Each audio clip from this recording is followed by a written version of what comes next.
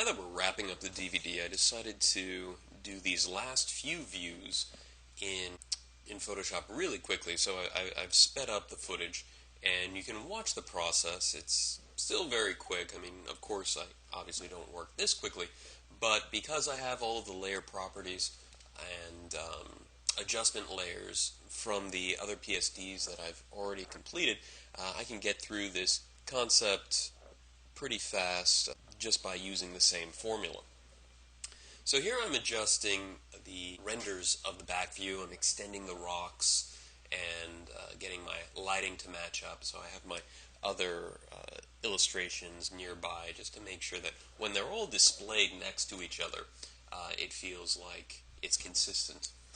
It doesn't take that much time. Darkening up the rocks, adding highlights, adjusting the rocks again.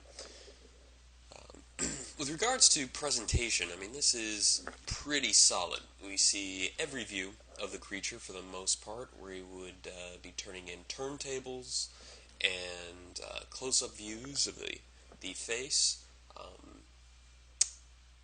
So pretty thorough. I wanted to cover a few topics in closing. Now, even though we've been spending more time in 3D than on paper or in Photoshop, I want to stress the importance of foundation. There are all of these great new programs out there, and it's very difficult, I think, for students nowadays, or even people who want to expand their portfolio, to stick with traditional foundation. I think this throws them a bit. But my experience is that I've never really worked with a concept artist that is successful that does not have the ability to draw and paint well. So it is incredibly necessary. And even though the technology can level the playing field a bit, what separates concept artists from one another is their understanding of foundation and their ability to design. The other thing I'd like to get into is, now that we are using so much technology in the pipeline of doing a design, we have to deal with the very tricky question of when to utilize 3D in the design pipeline.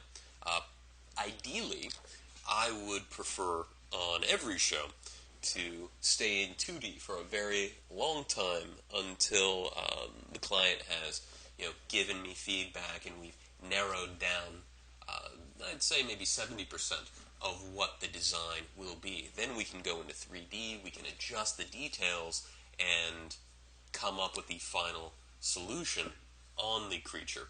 And this does happen often, but also so do tight renders. They start to show up really early on in the design phase as well. And as you can tell, I mean, you burn a lot of time rendering out these images and making sure that they're photoreal.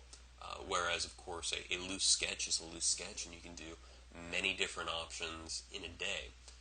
Oftentimes, what determines how you work on a project can depend on that project. Usually, my experience in video games is it's 2D 99% of the time. Every now and then I'll maybe do a rough model and then paint over it, but video games are 2D a lot. In film, 3D does show up really early, and it really depends on the preference of the client. So you have to be able to draw, paint, and model on shows just in order to stay on the forefront of the design process. It's hard to determine what a client will respond to at first. After years of working with clients, I realized that through the process of showing them my portfolio, I can determine in that initial meeting how to design for them. So a portfolio is an incredible tool for many things. And I'll notice that if a client is focusing on my super realistic images and not acknowledging any of the drawings, that might be how best to work with them, just to generate tight images right off the bat. So I'll be able to produce fewer options, but it will be more resolved And your job is, of course, to just help your client come up with the solution to their design issue. You can actually plan out your entire career with your portfolio. As a concept artist, the opportunity to switch from one genre to the next, to focus on characters or creatures or costumes or environments, are really all up to you. All you simply have to do is have enough examples in your portfolio of successful work in that genre, and eventually you will get that work. It's one of the few careers where you can just move fairly easily, and a lot of it relies on you. And once you get a job, there are many factors for considering working at different studios. I always want people to ask themselves not only, what can they make doing it, not only what will working on the project do for that career, but also the artists that are at that studio. Is working at this studio going to give you the opportunity to learn from artists that are incredibly talented? Education never stops, and I'm always excited when I start on a show and I know that there are artists on that project that I really admire, because just by sitting next to them, by learning with them and sharing, you can become a better artist down the line. So we've gotten pretty far with our rock rubber. Let's look at the images.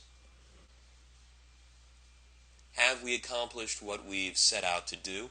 Well, he does look like a scavenger. He's pretty creepy, and he does match the sketch. Here you can see the humble beginnings of the design process, going from grayscale to final model, poly painting, finding that color, moving into a posed creature in an environment. And these images describe the character fairly well. I'm pretty happy with it. And I can see every view on him. I feel like the turntable worked out pretty well. And for a final presentation, this is pretty strong. This is more than enough to get the idea across. Alright, well that's all we have. I hope you guys have enjoyed watching this very long masterclass. I've really enjoyed putting this together. I've learned a lot doing it. Hopefully the techniques demonstrated in this workshop come in handy. I hope that you can incorporate them into your pipeline and use the information to aid in your ability to present your ideas. Thanks so much for watching, and good luck.